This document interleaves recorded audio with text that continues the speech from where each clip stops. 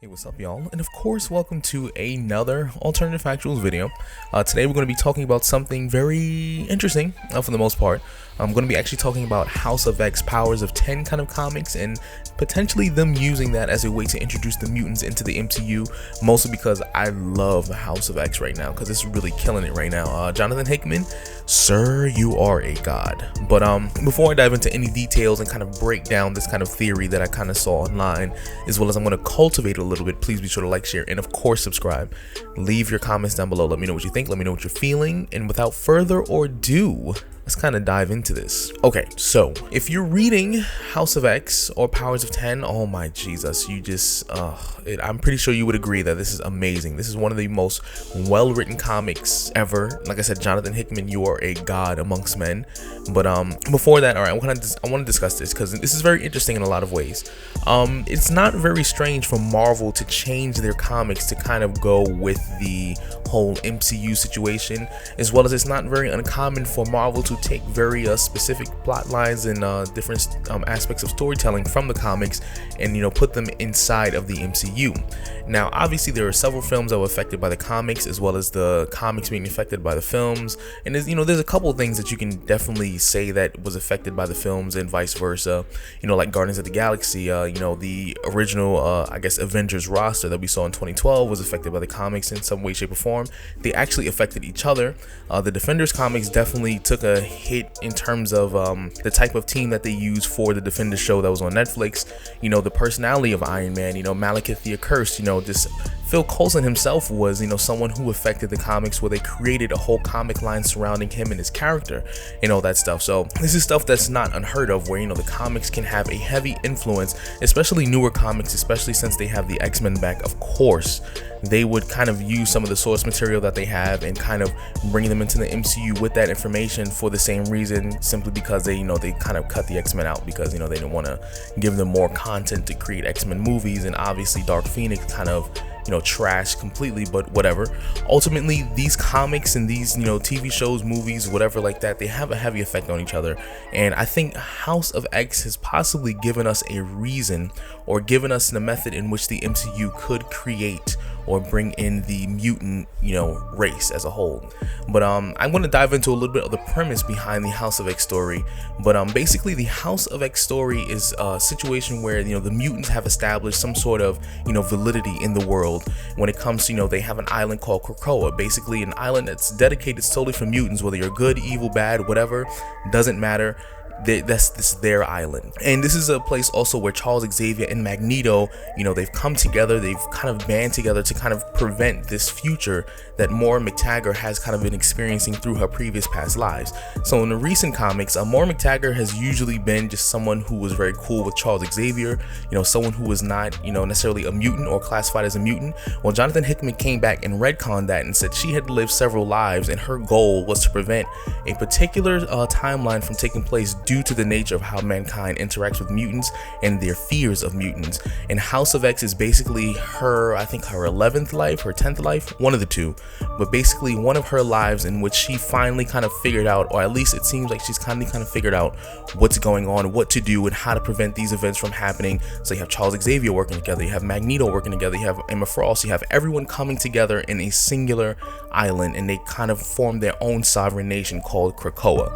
And it's a place where basically mutants are free. Mutants are not, persecuted. They're not chased after. They're not being killed. They're not treated like people who don't deserve, rights, because they have their own sovereign nation. And as of the recent House of X number 5, they actually got the votes from the United Nations in being recognized as a sovereign nation officially. And I'm not going to spoil it in terms of how they did it and exactly what's going on with that, and the development all the way up until this point, because I would recommend you go read that, the House of X, numbers 1 through 5, because it's amazing. Or you can check out my homeboy's channel, Ernie, Blurred Without Fear. He covers all that stuff in very, very great detail. But now what I want to pick out from this whole situation in terms of the whole House of X Powers of 10 kind of thing is simply due to the nature of how things operate. Now, I kind of already explained what the House of X storyline kind of entails for the most part, but the reason why I think the origin relates so heavily to the MCU is because after the last 10 years of, MCU movies, when it comes to, Iron Man, the Hulk, and, the Avengers, and all these events of Civil War, and even the events of Endgame, we already know that superpowered people are on the map now. Officially, it is well known all over the world that, yes, these superpowered people are existing. They are out there. And for the most part, they're kind of accepting of those kind of people. They don't know the due nature of their abilities, how they got their abilities. Some people are born with these abilities. Some people have been genetically altered. There's no way for them to kind of figure out what's been going on in the last 10 years of storytelling when it comes to the Endgame and the Infinity Saga. But for the most part, people are relatively accepting of people with powers, mostly because the ones that are getting the spotlight are those who are superheroes. Now, the reason why I think this could be a really good origin for the mutants and coming into the MCU is because imagine where the people of the world, or much like people of the world that know about Wakanda, they could take the same approach when it came to the island of Krakoa.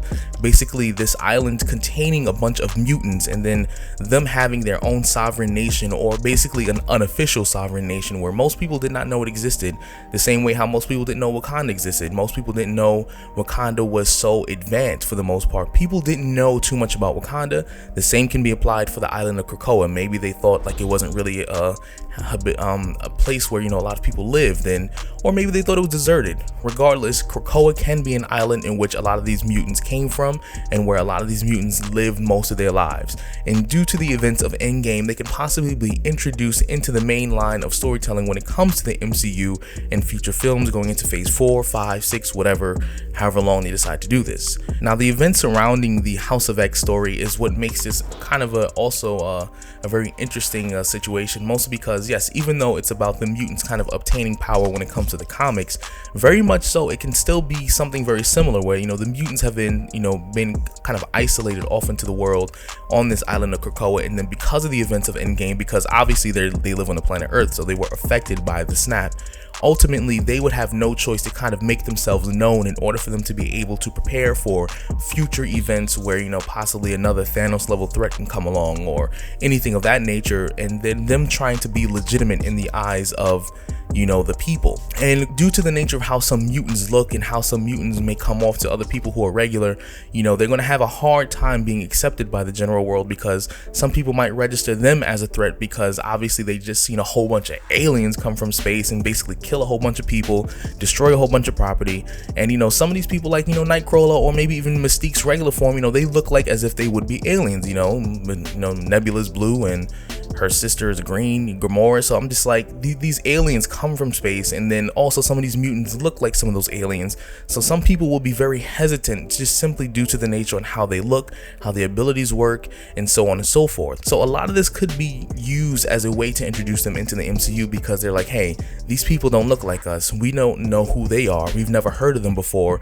We didn't even know this island really existed. We didn't even know they existed, but then out of the blue, they come out of nowhere. And then not only do they want to be legitimate, but they want their own island. This sounds like something a little fishy. And let's be honest, this has happened plenty of times in comics, and for the most part, that's kind of what the Sokovia Accords was kind of for superpowered beings, whether they were known or unknown, basically to register in order for them to be able to be monitored. And then introducing an entire race or sub-race of people who are not only just as intelligent as humans, if not more intelligent, and depending on the case in which mutant, but also they're way more powerful. Nah, the government's not gonna be with all that. So they're gonna be like, oh no, these people are coming out of nowhere. Best believe that's gonna be a problem. And then you kind of have the introduction of mutants, and you kind of have the introduction of their situation when it comes to them trying to be seen as equals, or someone they can work with when it comes to human and mankind, and their whole subset of people that they live with, in order for them to kind of develop this working relationship with other people on the planet Earth and all that jazz. Now, my last point that I kind of want to talk about, and I think a lot of people would be very interested in, is at some point, eventually, let's say if they were to introduce them into phase 4 of the MCU, basically the island of Krakoa would be a very interesting situation, simply because, let's say the mutants, in an effort to kind of get the humans to accept them, or get the regular people, I guess, to accept them, the other nations, they give them a tour of the island, and then showing them this is what they've been up to, this is what happens at the island. For the most part, they try to explain like, yes, these people are normal, these are regular everyday people people. There's nothing going on here. These people are normal indeed. But then if you've read, the House of X or, Powers of 10 or whatever like that, Krakoa has, or they developed this kind of system where, they have plants that can heal sickness. They have this whole system set up of mutants where they can kind of revive mutants or clone mutants or bring them back. Xavier being a telepath, Jean Grey, all these people who are powerful, and they see the potential that this island can possibly bring when it comes to warfare, or the potential powers that these people might pose when it comes to introducing them into the world. When it comes to, like, let's say for example, if there was ever a war to break out, like another world war, they can see the potential threat that these mutants could be, because they're just so powerful. They have so much resources. They can do almost anything with their abilities. And then at this point, not only will it introduce people like like the Sentinels, but also you have people like William Stryker, who was he was a fanatic, like, Christian believer, who also believed, like, hey, mutants were not meant to be on this earth. And the Sentinels were a side effect of the Master Molds, were basically who created the Sentinels. And basically you have Oliver Trask, I think his first name is Oliver Trask, basically Trask Industries. Basically these people who are designed to go after the X-Men due to their genetic makeup and due to how different they are and the potential threat that they might pose to regular human beings. My interest though is in William Stryker, because even though he was not someone who had superpowers, he was not someone who necessarily created the whole Sentinel program, his ideology is what's toxic. Because think about it, it's 2019. A lot of information that we see out there can possibly be false. False information is very much filling the internet. You see it all over the place. You see it on Facebook, you see it on Twitter, you can see it on Instagram. It's everywhere we look.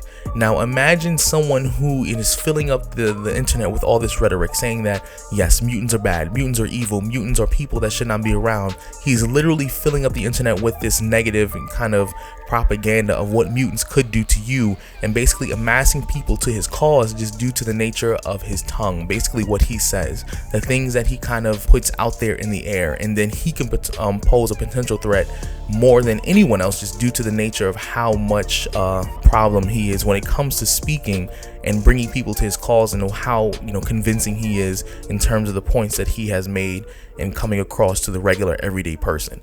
But I hope you enjoyed the video. I'm trying not to make this super long, because I can talk about this all day, because House of X is amazing, Powers of 10 is amazing, Johnathan Hickman, you sir are amazing. And if you're new to the channel, please be sure to like, share, and of course subscribe. Leave your comments down below, and I hope to see you later on. Peace out.